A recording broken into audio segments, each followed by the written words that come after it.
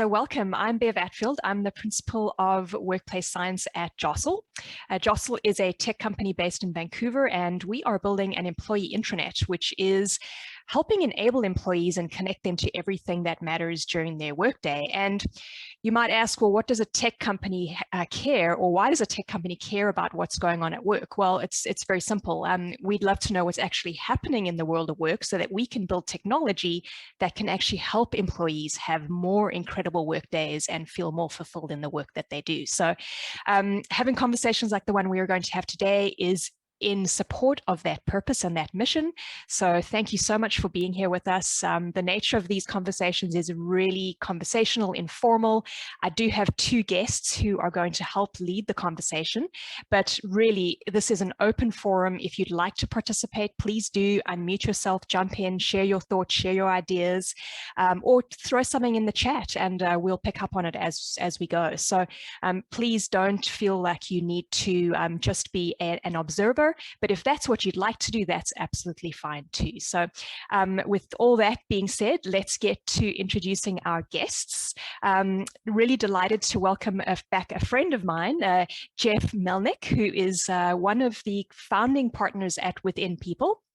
And Jeff is incredibly passionate about leadership presence in organizations and how to actually help deepen and strengthen workplace culture by mobilizing leadership. So I'm going to ask Jeff to talk a little bit more about what he's up to in a minute. And I'd love to welcome as well Dr. Lance Secretan, who is joining us from, is it the Secretan Institute? Is that the name of the company, Lance? Secretan Center. Wonderful.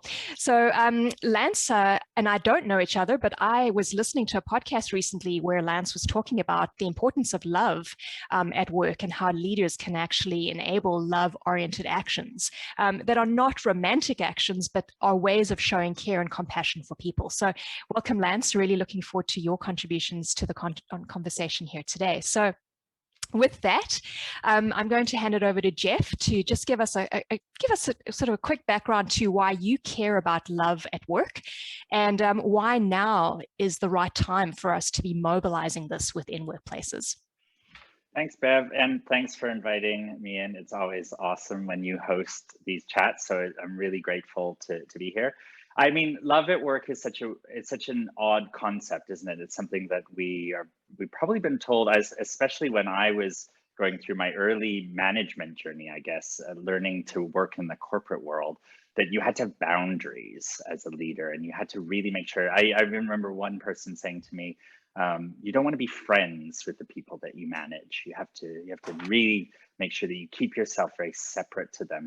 And at Within, we're all about 21st century business and looking at what does it mean to lead a business in this new century. And one thing that became has always been really important to us is to lead from a human-centered perspective and to understand what it means to lead a new business in a new way, one that's purpose-driven, purpose-led and values-driven. And so to us, love feels like a natural component piece of what you would bring to an organization. And there's so many things in the world today that we've been through, as we're seeing work change, as we're seeing our lives change, as the pandemic has disrupted us, that point and navigate towards love being a core quality of what we want to bring into the world, never mind just bring into our business. So, I mean, one of our sort of slogan, I guess we don't really have a slogan at Within, but one of our slogans is to grow the company you love, like make it a place that people love who they are and what they do. And so love has always been core to what we do at Within. And yeah, I'm really proud of that. I think some of our leaders embrace that, like some of our client leaders embrace that quite quickly, and some of them are still struggling with that concept, but that's a journey that they're on.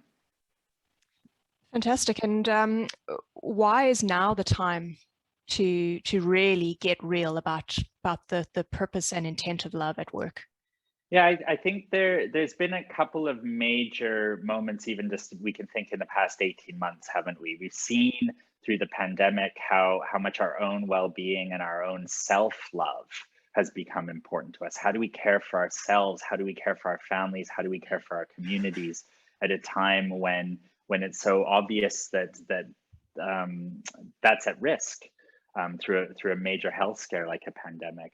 We've also seen our communities being quite disrupted through things like Black Lives Matter and the need and the consciousness around equity and equality in the world, and how do we care and be compassionate for others around us. So love is in the air.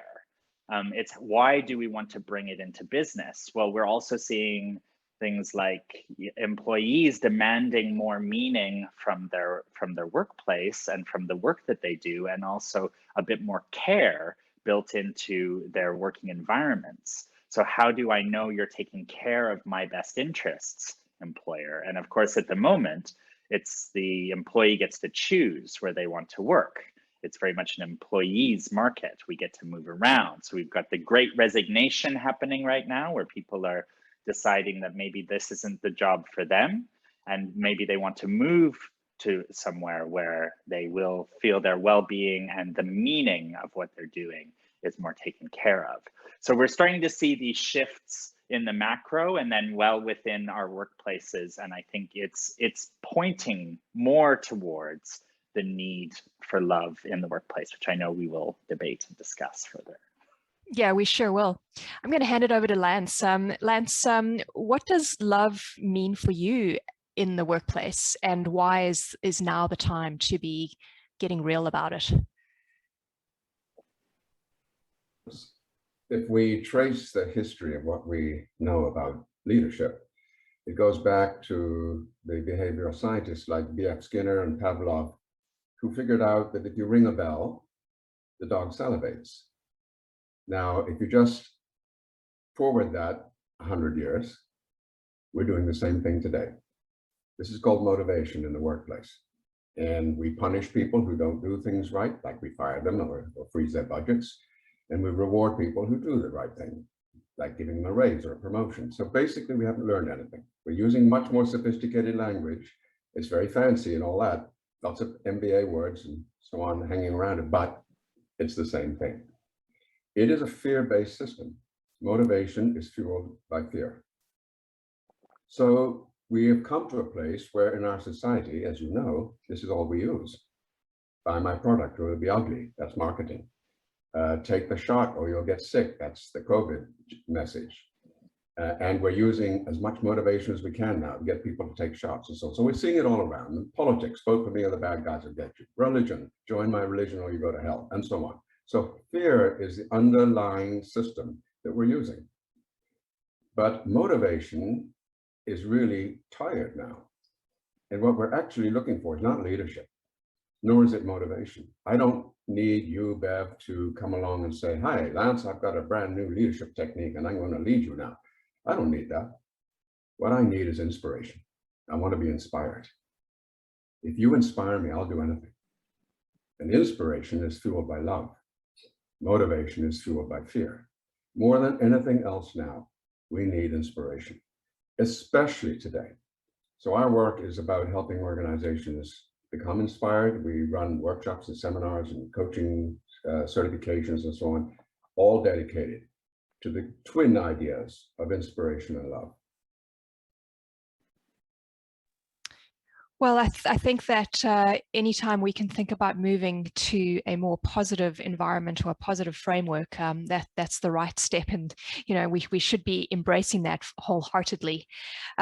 So, Lance, let me ask you then, as we think about, we've both of you have stated the importance of love in the workplace and love as a trait for leaders, as something that we need to be introducing and nurturing within organizations. But let's step into the practicalities of that, and how do we actually help leaders, especially those leaders who are perhaps entrenched in a certain way of thinking or have been operating in a certain way for decades of their careers. How do we actually help people shift towards more of a love-centered or heart-centered leadership mode of thinking? Well, there's lots of answers to that, I'm sure, and I don't profess to have them all. But one of the things we might try to do is stop doing the things that people really don't like. And I've written, my last book is about that, the bellwether effect. And it's basically worrying, why do we do these things? So just take one example, the performance appraisal. Why do we do this? There is no data supporting that this does anything useful for any of us. And I like to use the $64,000 question, which is, would you do this with your spouse? In the business setting, would you do Many this? would probably do, Lance. Hi, honey, Do they ever say yes? Hi, honey, we're going to sit down and have a little conversation about your budget and some 360 ideas, and we talk about your future a little, and we'll get some feedback from your colleagues. I mean, you get pushed out the back door so fast. So if we wouldn't do it at home, why would you do it at work? And there's the key, because we make the mistake of saying, oh, it's a work setting, so we have to behave a certain way in work. That's not true. These are human beings.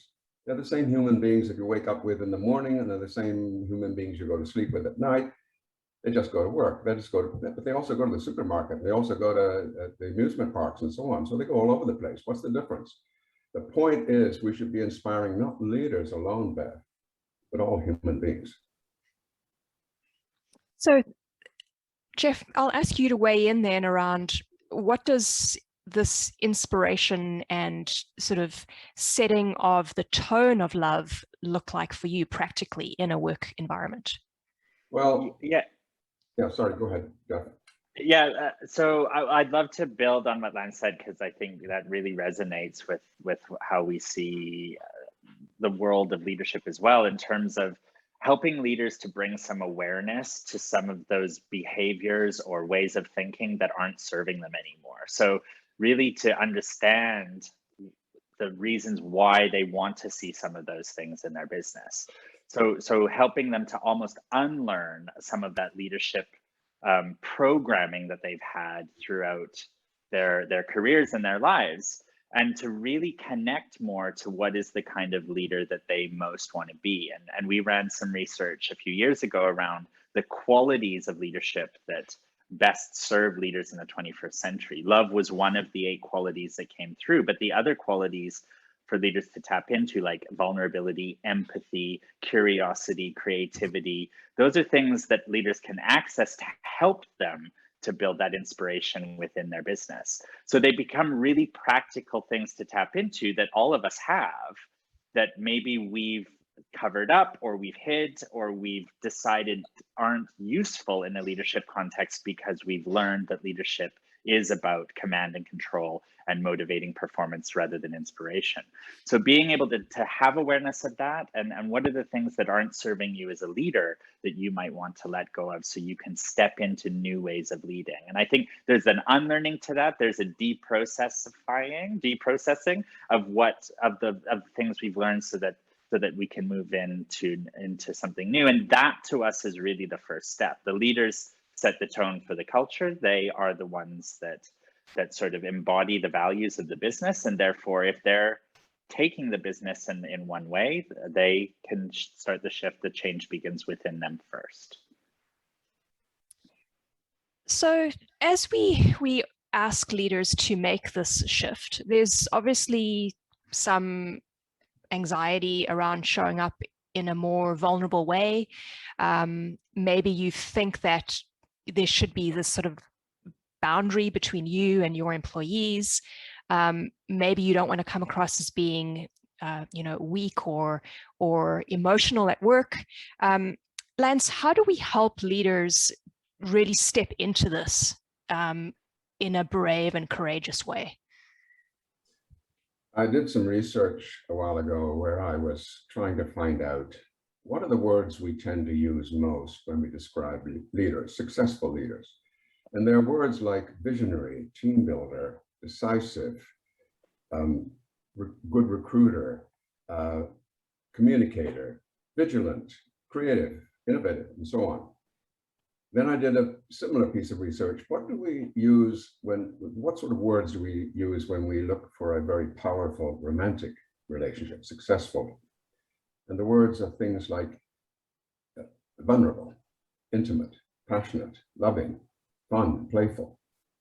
So how does this actually work? Do we get up in the morning and say, goodbye, honey, I'm going to work now. I'm going to be visionary, disciplined, strategic, tactical, etc. And then I go, hi, honey, I'm going to be intimate, fun, playful, and loving now. I mean, this is ridiculous. Where did we get the idea that we have two worlds? We don't have two worlds, we have one world. And the way we relate to each other should be the way that's most successful, which is intimate, and as Jeff said, vulnerable, compassionate, caring, loving. This is a logical, pragmatic argument, not an emotional, fluffy one. It doesn't come from California, it comes from the brain. And the idea is, if we want to build successful organizations, let's inspire people. What does everyone else think? As you show up as a leader yourself, or if you've been exposed to the leadership style of someone who is demonstrating love or heart-centered leadership, what sort of impact has that had on you in your day-to-day? Does anybody want to unmute and just jump in with some thoughts?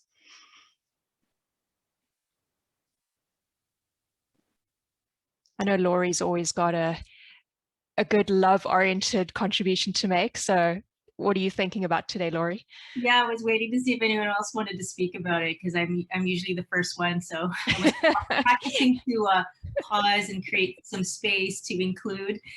Oh yeah, which Laurie? Of course, we've got two Lauries. Yes, you're right. Sorry, Laurie B. I was looking to Laurie C. But Laurie B, you also do have some nuggets to share. So I'm going to call on you next. I really want to hear from Laurie C. Oh, you do? I was just going to say, can I pass it on to Laurie B first? Yeah, so thank you. Sorry, I'm a little bit late here. I really wanted to make the call, and I just had to finish a couple of things, but I'm so glad that I caught the end of what Jeff was sharing, and of course what Lance is sharing. And I'm just excited that we're even talking about love. I really started talking about love for myself when I discovered my value was love. And I, like most of us, I grew up in an environment, my mom telling me to be a certain way, to show up a certain way, to work. So, early on in my career, I built this presence, Laurie at work. And it wasn't until I had a moment of clarity around my values of what love is that I started to become more grounded and confident and accepting that that is who I am. But it's taken me years, and it still takes, it takes me, sometimes I hold back on on sharing my love. Like even when I took on this new role, I said to myself that in the first 90 days, I'm going to listen, learn, and love. And I was almost shy to share that with my boss, who was a GM, and because you could tell, or I made the assumption or story that maybe he wasn't open to it. But I said, you know what? I'm just going to still use the word love. I'm going to speak to it. I'm going to embody it. I'm going to show up. And the most amazing thing, in one of our first town halls that I was at, he said, we need to love our people more. And I was like, wow, did that just happen? Did he just say that? So, I think like what Lance was saying, I think there's different reasons why we have a different relationship, or how we define what love would look like in the workplace. And I think we just have to continue to learn more about ourselves, and just to, show up with it. And it's not going to be easy. I'm still going to get people who roll their eyes when I talk about love leadership or compassionate leadership. I still have people who say it's soft and fluffy, and I just kind of hear it and say, okay, I know it's just their perspective, and I know what I know, and I'm just going to keep leading with love. So anyhow, I don't know if I even answered your question, but that was what was coming up for me. Thank you, Laurie C. Laurie B, you're up. I love how you got two birds with one stone in that request. Facilitating a dream was just say a name and have everybody talk. Yeah, I'm knowing Laurie for some time, and how powerfully you have held that context for yourself is so impressive. And I think what I notice in it is it becomes a different kind of paradigm. It's like you put on a different pair of goggles to see the world through when you choose to look at it from a perspective of love as opposed to a perspective of fear. And everything takes on a different kind of dimension from that perspective. People stop being threatening and incomplete and incapable, and they start to be whole, and you start to see the best in them, and you start to believe in the potential that they have. The ability to have difficult conversations starts to stop being people attacking each other and are kind of playing on a zero-sum game of trust and value, but instead really starting to understand that it's a human being who's coming from a human place in those conversations, and that there can be disagreement and there can be challenge, and that is not at the expense of love. That is a way of strengthening into that space. So I think, yeah, once you start to change that orientation, you switch out a whole load of angst and blame and mistrust, and you replace it with creativity and opportunity and getting to see whole people. And it's a fundamentally different universe to live in and to work in as the leader or as the employee, I think. Yeah, that's a really good point about the whole person approach, Laurie, and really changing our wiring, I think, into like embracing that wholeness with, you know, all of its imperfections that it brings. And once you step into that, it becomes easier. I remember years ago in one of my prior roles, I was on a phone call with one of my direct reports, and we were talking about, you know, a few things here and there about her performance and, you know, how she was doing. And as we hung up the phone, I said, "I love you." And it just came out. And I was really shocked and astonished, because like, why would I say I love you to my coworker, let alone my direct report? And anyway, this turned into something that really helped us, you know, cement our relationship. And she is now one of my closest friends. But it just demonstrated to me that there was this division for me between, like Lance was saying, work bev and outside of work bev. And I think that day was actually a turning point for me, where I realized that there can be merging of those two worlds, and there should be merging of those two worlds. So I don't know, has anyone else had an embarrassing story telling your coworker you love them in a non-romantic way? I do. I have a story with, I had one of my direct reports in my last job before Spark, and he was a guy, he was a recruitment manager, and I said, "I love you," but before I did that, I said, "Love Laurie," in one of my emails. And he told me years later that when he first saw it, he wasn't sure what that meant. He was surprised. And but then eventually, because I would say love all the time and love you, and it became like a love fest for us, it became normal. But in the beginning, yes, it was shocking for him. We reserve that word, don't we? That word has this sort of precious connotation that we can only use in certain situations, as if it had, you know, it's scarce. So we'll save it for romantic love. And then if we are to give it to, you know, the next outer circle would be our friends, maybe we can say that to our family constellation, but then does it have a place beyond there? And I think when you then bravely use it in the workspace and you feel that resistance to it, it's interesting to see the power of the word, right? Why can't, if love, I mean, Robert Holden, one of our favorite positive psychologists and friend of within, says, in the world, there really is only two paradigms. The universe is made of love. So we are made of love. That's what we're from. And there's the absence of love. So we only have those two choices. So at work, if you're choosing love, you're choosing self-responsibility, you're choosing to let go of your ego, you're choosing to step into compassion and connection. The absence of love is the space of fear that Lance was saying. So why wouldn't we choose love, right? And then in that context, the word becomes so much deeper in its meaning. It's not just something we say for our romantic partner, it's something that has real currency across the world. And so to Lance's first point is like, doesn't the world need more of that?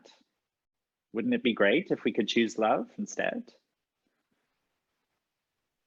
I think I'd add to that where this conversation is focused a little bit on what we do to introduce the concept of love into organizations. But what about if we took the opposite approach and said, how could we change our behavior in such a way that other people fell in love with us?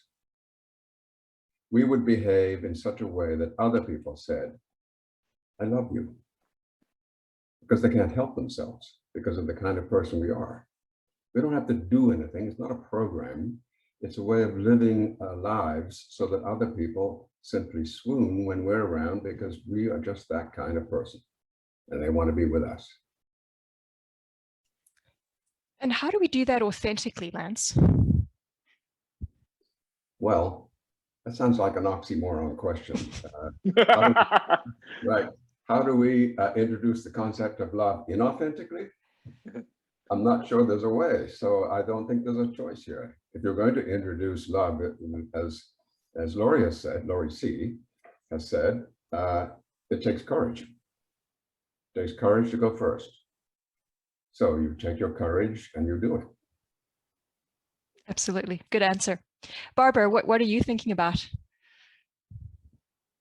I want to say hello. Hi, hello thanks for to being Lauren. here.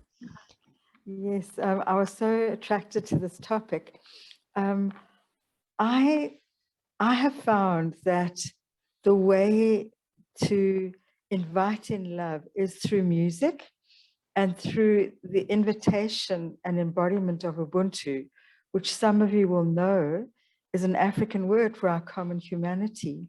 So I found the way that I show up is in an offering which integrates Ubuntu and integrates the expression of essence through music.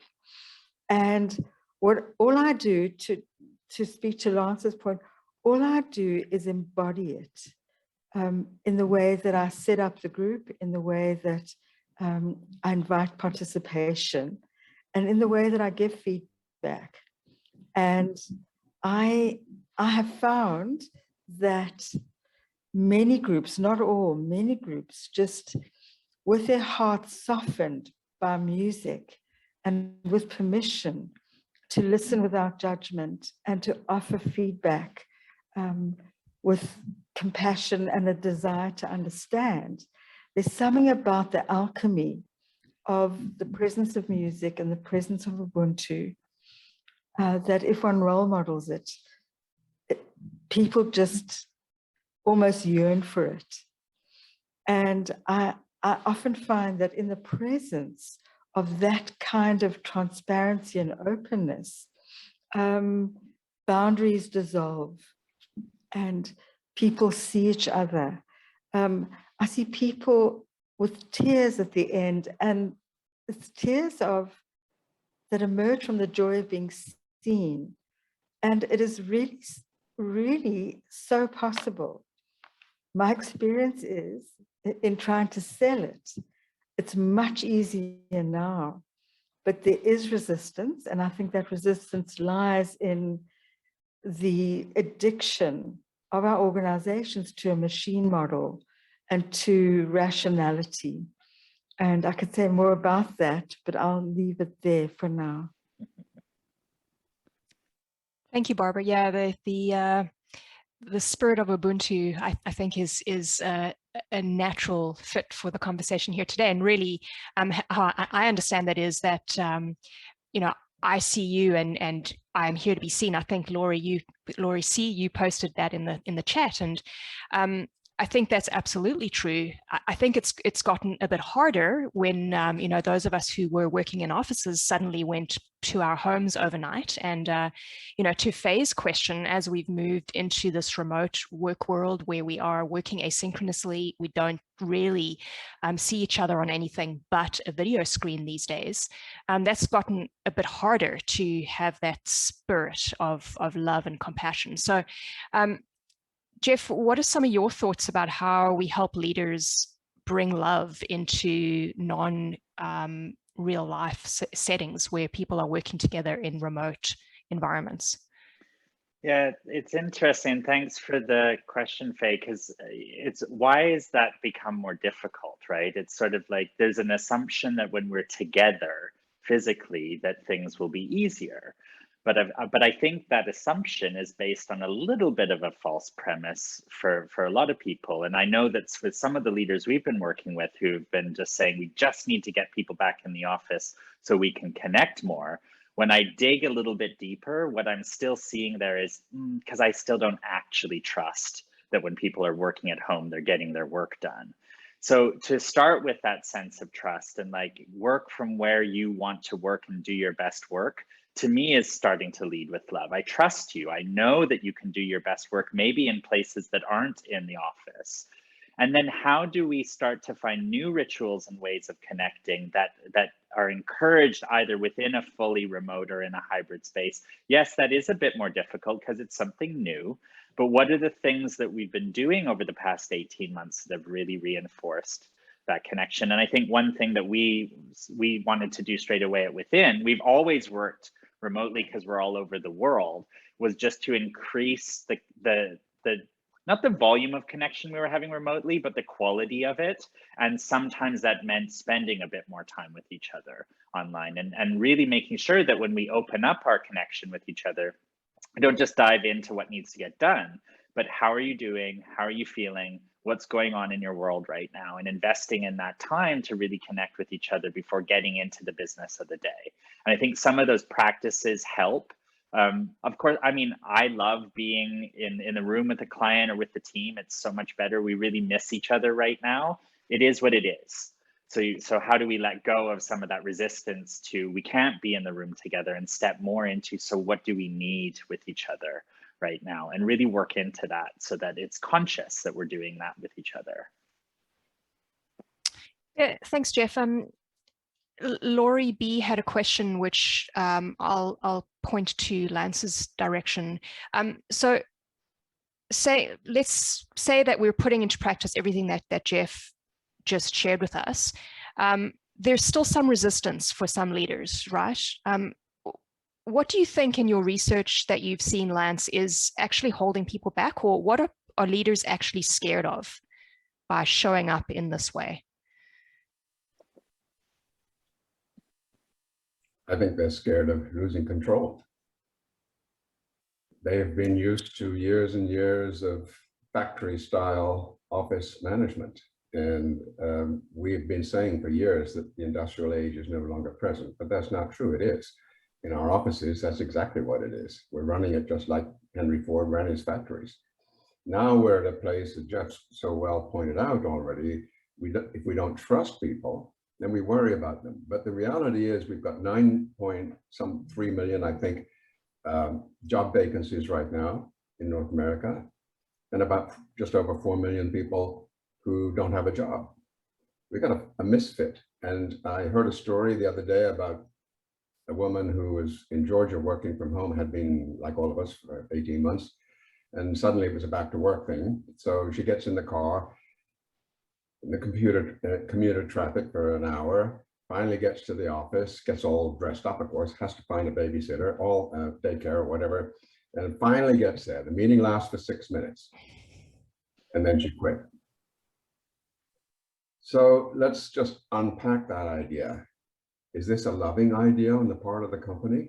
Is this paying attention to serving the needs of the employee?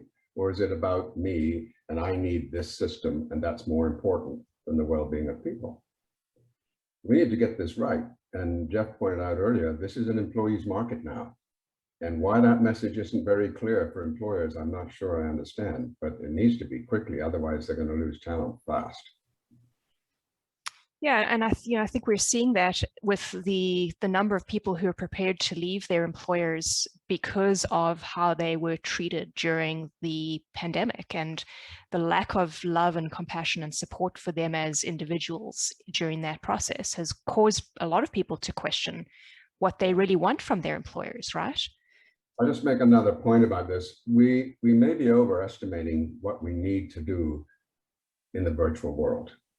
Because if so many people are in love with working from home in the virtual world, why do we need to tinker with that?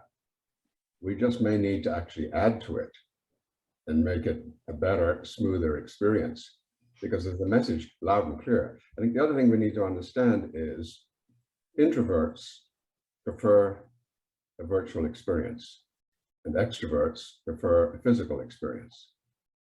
Therefore, one size does not fit all.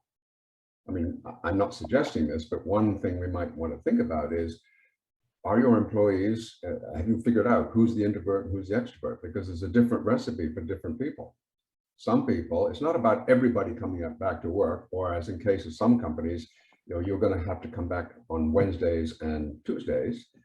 That doesn't make any sense. That's a one size fits all. How about listening to the employees and finding out what they'd like and then doing that, adapting the work to fit what they need? That's a loving gesture. So that's a good opportunity for us to step into the broader context of leadership, which is the work environment and the atmosphere and the climate that we create for loving gestures to happen, right? So, and that leads us into thinking about, well, how do we create love-centric workplace cultures? So, Jeff, maybe I'll ask you to just help us understand, like, what are some of the fundamentals that need to be there in the architecture of an organization for love to thrive? Yeah, I think there's three key places that we really encourage that we want to see it. So first of all, in the DNA of your organization, in your values, how do you show and demonstrate that care, compassion, love are present? So for example, our client Amy's Kitchen, one of their values is take care of each other. They really lived by that value. It showed up in the pandemic. They went to all costs to be able to make sure that their manufacturing line took care of their people. They couldn't shut the line down, so how were they going to do that? And the investment they made in that was an indication that that value was lived. So not only let's have the value, but let's live the value. And that then moves into the second space, which is in the employee experience. How do we see that inclusion, that sense of equity across everything, every system, process, way of working that we've got in our organization? So things like flexibility that Lance was speaking to. How are we inclusive when we ask people, how do you want to work? Not just when and where, but what's your way that you want to work, and really start to tailor that so that people have that sense of, oh, this is cared for me, and I understand that I can step into the way that I want to work. The well-being space around that is very broad, so people can navigate that for themselves. And then of course the third space is in the leadership space. How are leaders taking that premise of love and actually applying it to themselves? So where is that sense of self-love in leadership? And then how, to Lance's point, how do they then use that to inspire people to go on the journey rather than motivate them to perform? And I do believe that has to start with that sense of self-love. Otherwise, here comes the ego and the fear again. So how do leaders tap into that, bring awareness to that, and understand how to work with that is a key space. So it's really on those different levels, the organizational DNA level, the design of the experience we have, and then of course the me space. An employee, of course, is a leader in the organization. Everyone can lead. So how, as an employee, as an individual, are you tapping into your own needs and the self-love that you need? So it's on multifaceted spaces there, Bev. And I know that might sound a bit complicated, but to Lance's point, it's like, is this really that hard? I mean, it takes courage, doesn't it? But it's such a beautiful space to step into, and putting all of that bits of your architecture of your business through it, you start to see things very differently, and things start to emerge and really help support the growth of your business. Yeah, thanks, Jeff. Does anyone have any examples of their current workplaces or prior workplaces you've been exposed to that has really demonstrated what love in action looks like? Just feel free to unmute or throw a couple comments in the chat. It would just be great to hear some actual examples of what this looks like. I know there are a few Jostlers on the call here, so feel free to talk about what's going on at Jostle if you like. I'll step in. Hi, Diane. Hi, Bev. And it's great to see Lori and Jeff again, Lori B. and Lori A. I could talk about this wonderful woman that I worked with at the James Beard Foundation, and she was president. She had a huge job, and she came into an organization that was totally in disarray and was almost broken. And she came in and she used the the power of her mind to use Lori and empathy, I think was huge in how she managed and led. And as an outside consultant, it was just brilliant to watch. The 12 years we worked together, it was quite a beautiful experience. And it was all about this. She had a lot of self-confidence. And I think that's the core, is leaders who have self-confidence, as has been mentioned, not leading with fear. So, but that's the only experience. Most of my past jobs are all about leaders leading with fear. Lots of them, from newspapers to PR people who were in high pressure and in high positions. So that's my 2 cents. Thanks, Diane. Yeah, I think we see far more examples of fear-based leadership and fear-based cultures than we do of love-based cultures, which, to Lance's point earlier, is like, is it really that hard? Like, why are we struggling to make the switch when it should be something that is just, part of our nature to show up in a loving way? Lance, you're unmuted. Did you have something to add on to that? No, only that I think we've all lived in an era where that's what we were taught. So we can't blame ourselves. This was the recipe. And I remember, I think when I was a young leader, I thought I was a cross between John Wayne and General Patton. And I thought, well, this is going to work. And sure enough, it did. The thing about motivation is that it is a short-term solution. Inspiration is a long-term solution. So it depends what our time frame is. If we're interested in the long term, then we need to inspire people. And I think what we can also say, and it's very pragmatic, all of this, we can take a sort of a woo-woo approach to it as well. But the reality is it's actually very realistic and very practical and very commercial. The reality is the best work we've ever done in our lives is with people we loved and with work we loved. If that isn't the best argument for being in a loving place and behaving in a loving way, what is? The worst places we've ever been in our lives are the fear-based places. So what is there to talk about? Laurie B, maybe you've got something to add on to that, or a different angle to take? Oh, I don't know. That was so good. I don't want to spoil that point by saying something about what I was saying before. And I was more just as a reflection of, I think it's interesting to reflect on kind of what do you see in a space that's working through a context of love. I think what's often where we get to is what you don't see is actually more remarkable quite often. It's the lack of control mechanisms and policies and requirements of people that you notice more than the more sort of proactive things, because you're working from a place where there's that inherent trust and you allow people to be grown-ups and to respect the judgment that they bring, as opposed to feeling like all of that needs to be constrained. So there's that, quite aside from that beautiful point that Lance just made, it becomes a simpler organization to be in as a leader, because you don't have to always be controlling everything. You get to let it grow and let it go. And there's something really liberating, I think, in that approach. So just building on that, that point though, Laurie, we do live in a world where the examples and the modeling of what strong and powerful leaders are isn't necessarily love fueled or love oriented, right? I remember like being absolutely fascinated by the main protagonist in The Devil Wears Prada, right? Like, and that office environment and the power suit and, just everything that came with that was what I wanted when I started my career. Thankfully, I've changed my mind. But like, what do we do when we're up against like the social DNA and the social structure, which isn't necessarily wired and wrapped up in love, because I think it is considered woo-woo, as Lance was suggesting.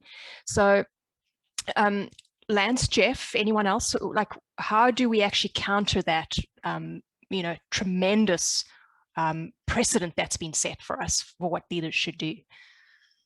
I have a story to tell about an example when that happened. I was working with a group of CEOs in a big healthcare system, so 30 plus CEOs. We were in a room. I was talking about these things, and the guy, his name was Tom Anderson, he gets up, he's a CEO of one of the hospitals. He says, "This is bullshit." He says, "This is just fluffy California crap, and it'll never work here, and you must be from California, and this is ridiculous." And we sat down, and this was very early on in the engagement. And so I thought, oh boy, I'm either losing a client here or we're going to make it work. There's a tipping point. So I took a deep breath. I've always learned to do that when I get into trouble.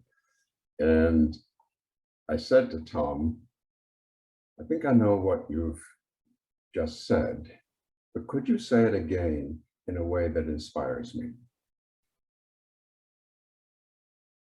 You could have heard a pin drop. And he said, "Yeah, I can do that." And he got up and said exactly what he actually meant, without all the personal injury and the sabotaging and the miserable insults and so on. And he made a very good point, which gave us the opportunity to continue the conversation and explore the ideas. But what really happened was, it was a major learning point for everybody else, that we can actually change this. But it does take courage, because I tell you, I had to use a lot of courage to ask him that question. Because basically this is roulette.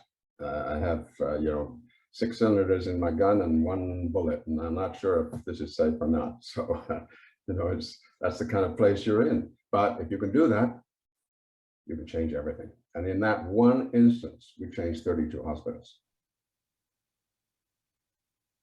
Fabulous. Laurie C., you had your hand up. I did, but I just want to sink in, let that story sink in for all of us, because it was amazing. You're such a great storyteller, Lance. What I was going to say is, and I think the question before that amazing story was, what can we do to sort of, like, if there's resistance?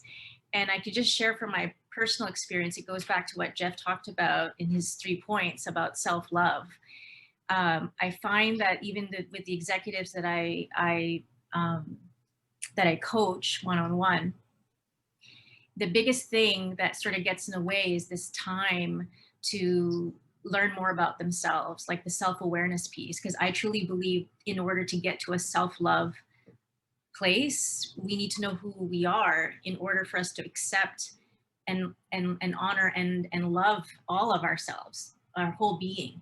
And if we don't take the time to learn more about ourselves, then there's a huge gap to get to that love. And I feel from my own personal experience, the reason why I have that courage is because if someone says no or walks out of the room, which has happened to me, like everything you can think of that would look like a resistance behavior when I say the word love has happened to me. I've even been rejected to speak at a conference because the executive said it was the use of my word love in one of my talks, that video that I sent out.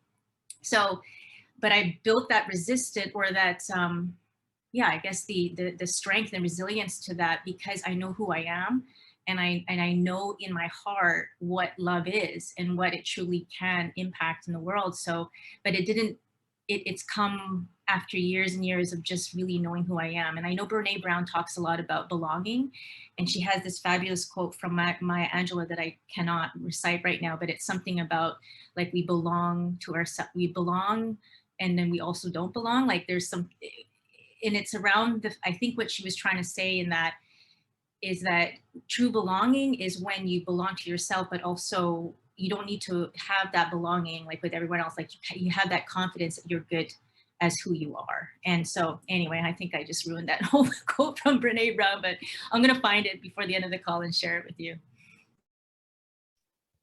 It's a good point, though, about how we need to love ourselves before we can love others, right? And, obviously we all have parts of our lives where, it's hard for us to show love for ourselves, let alone to show love for those around us, especially in the work context, right? So as this hour has unfolded, you know, yes, we've been saying it's not that hard to do, but it does have some complexity to it as well. But I think for me, it's just about each and every one of us can take small actions that can demonstrate love.